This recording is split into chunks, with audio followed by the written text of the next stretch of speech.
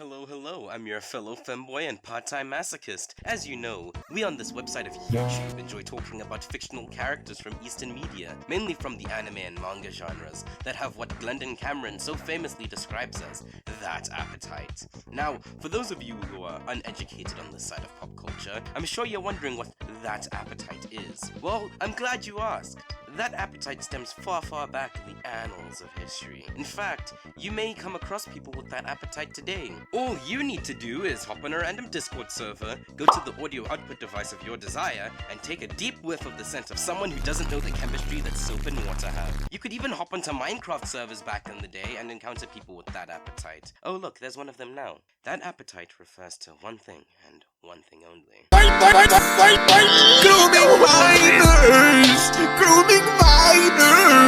Grooming minors, yeah!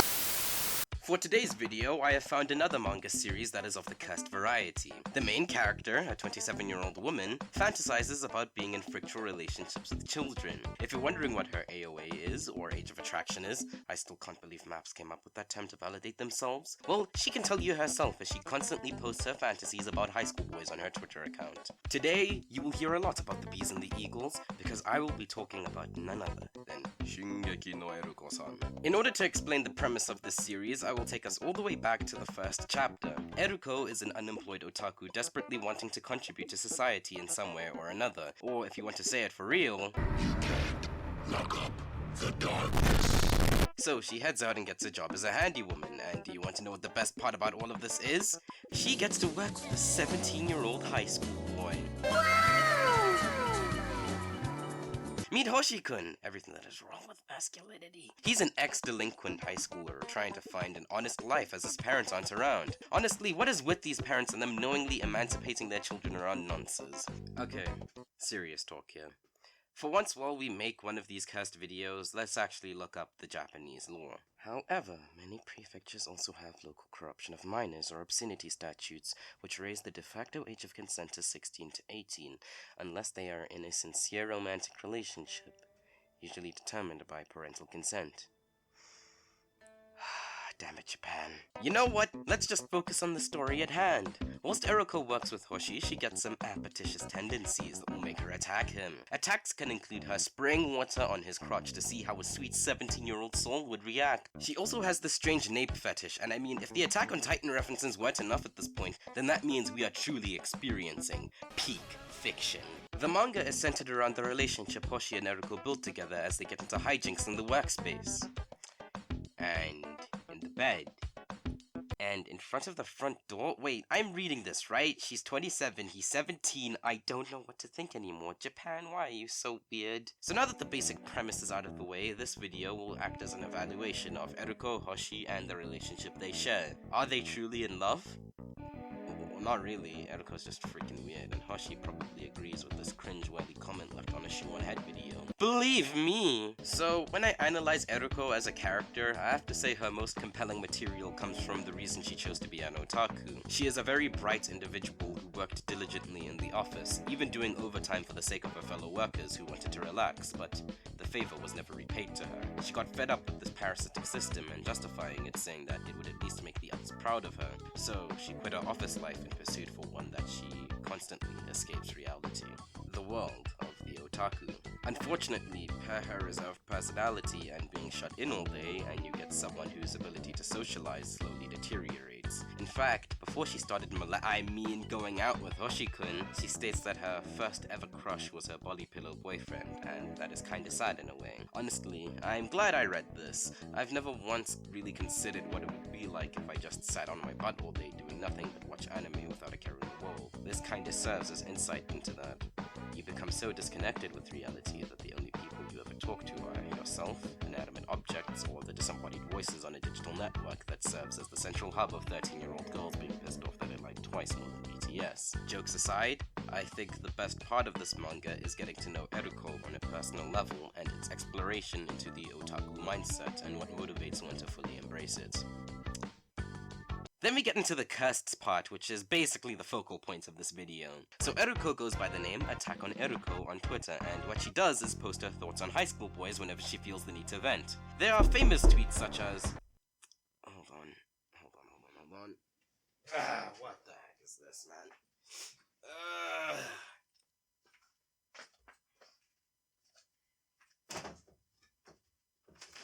Come on, get out, get out, get out.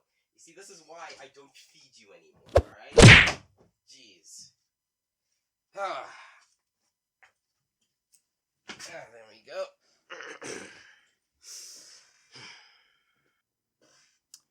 For the last time, no, you may not go outside today.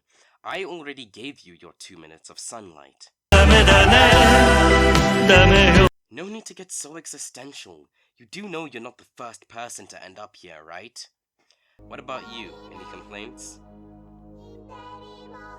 Glad to see that we're aligned. You know what? Since you guys are so agreeable today, how about we read some tweets?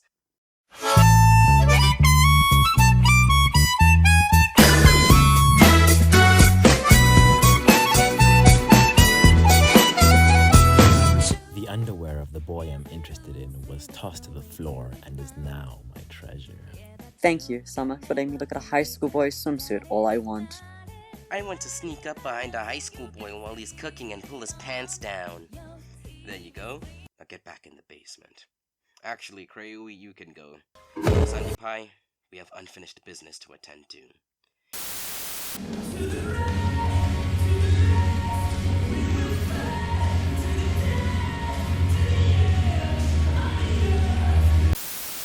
Now, Eroko is only venting her fantasies, so the best choice of action, if we're not using Japanese law, is to put her on a watch list. Oh wait, it's too late for that because she already went to second base with the high school boy. Damn. You know what? I have to give creds where creds are due. At least her fantasies took longer to take over than Shinji's because, as you know, he said something quickly and suddenly in that hospital room and the movie hadn't even passed 5 minutes yet. Technically, the boys in Nanda Kokoni Sensei went to second base even if it was accidental, and only the ones that graduated went all the way. So I guess things can't get any worse. You know what? It's very hard to front on Eroko because the man Hoshi straight up lets everything happen and initiates most of the frictional encounters. You know what? I'd actually say it's pretty 50-50. I'm exaggerating right there. Hoshi-kun is one of the most down bad individuals I have ever seen. So, for context, Hoshi-kun developed feelings for Eroko, which isn't inherently a bad thing. We can't exactly gup children for having infatuated feelings for someone older than them. Someone who's older than you is typically admired, but here's the issue. Say that a person is way older than you whilst you are still a child. They will be able to tell quite easily that you have an admiration and use that to manipulate you for their sick desires. They might also make you think that you're special to do that. He keeps going on to say, I don't care if people make fun of the fact that you, a 27-year-old NEET, is going out with a 17-year-old delinquent like me. To be honest, I think more of the blame should also go on Eroko since she's the adult in this situation and she's just straight up letting everything happen as well. You wanna know how bad this is? So Hoshi-kun had a brilliant idea. Eroko is really good with computers and I'm failing IT. Let me go live with her. Yeah, baby. And live with her he does. So there is one particular moment that should have been a massive red flag, but I mean he burnt all of those a long time ago. So Eroko had a dream about fruits on a beach, and one of those fruits is a banana, which she proceeds to touch. When she wakes up, she realizes that the banana wasn't a banana, and do you want to know what Hoshi-kun has to say to that? You know, I wouldn't have minded if you kept going. Believe me! I think enough has been said on these two. Now, I don't want to be culturally insensitive to Japan, but I also don't want to be scientifically insensitive to the frontal lobe of the human brain. I honestly think this manga series would have worked much better in a high school environment, and I know that sounds very cliche, but I do think this manga kind of breaks conventions in some way. Now, there are a lot of manga series I've read where the shy and average-looking Donnie is brought out of his shell by the confident and teasing girl.